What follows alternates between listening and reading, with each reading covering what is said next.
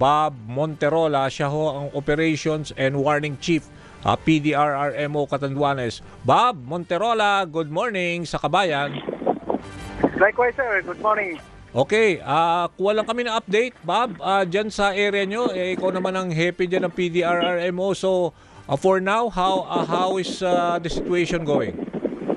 Sa ngayon po, medyo tumigil na yung ulan natin.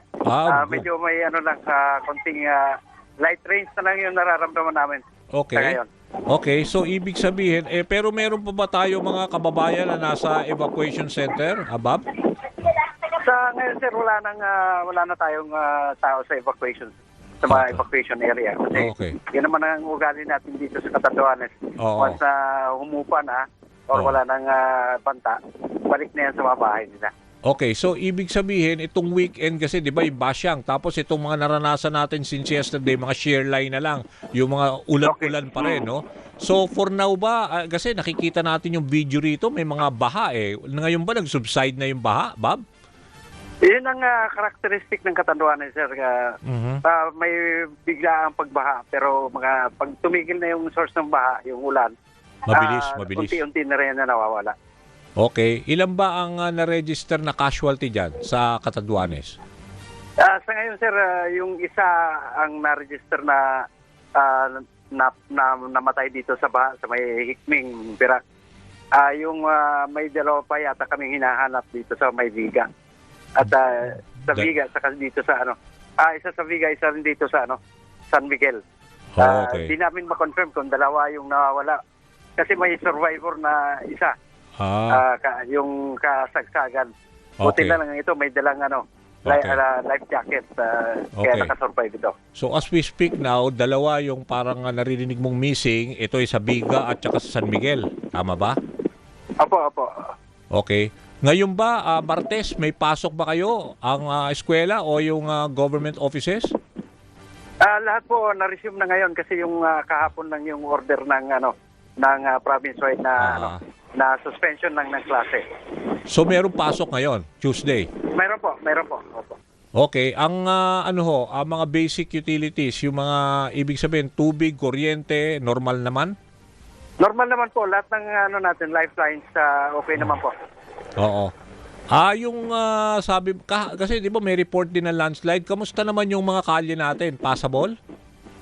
Passable na po kasi mabilis naman yung responde ng ating mga engineering office dito, yung national at yung local. Okay. So ano pa ho ba yung pwede nyong kasi di ba sa Surigao del Sur nagdeklara sila ng state of calamity, diyan naman walang pangangailangan? Wala naman po kasi may mga stock naman po kaming galing sa DSWD. Okay. Kung sakaling mangailangan, yun naman po ibibigay namin. Okay. So hindi naman nagkaroon ng kakulangan sa food packs at saka yung mga bottled water na kailangan normally sa mga ganyang kalamidad. Sa report po ng mga MDRRMO, hindi po nailagay doon yung kanilang pangangailangan. So ina-assume namin na yung normal yung kanilang mga utilities. Yung pangangailangan nila sa inuming tubig. Normal naman po, may pagpupunan. Ilan ho ba ang naapektuhang barangay at so far ano naman ho sila? Wala ho bang nasira mga kabahayan dahil sa baha?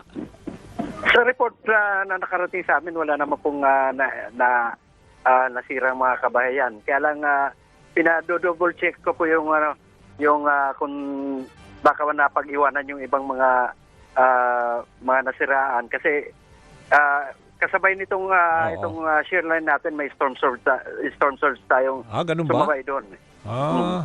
Okay. Pero yung storm surge hindi naman nakaapekto, wala namang natuloy or what? Natuloy po 'yun, kaya lang pinado-double check ko. Kaya lang sa kasalukuyan kasi sa loob ng opisina namin nagbago yung kalakaran.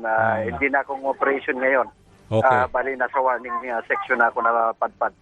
Okay, bago kita bitawan, Bob, alamin ko lang yung damage doon sa agricultural crops at saka yung supply ng pagkain, wala namang problema? Wala naman tayong problema sa pagkain sa ngayon, sir. Tuloy-tuloy naman po yung komersyo natin dito. Yung palabas, saka papasok. Normal naman po yung nag-ooperate din yung ating mga roro sa yung ating mga pier. So no problem sa in and out ng commodities. Oh, okay, good. That's good to know. Anyway, maraming salamat sa update, ha, Bob. Thank you. Okay, salamat din po. Okay, yan ho si Bob Monterola, Operations and Warning Chief ng PDRRMO Catanduanes. Isa sa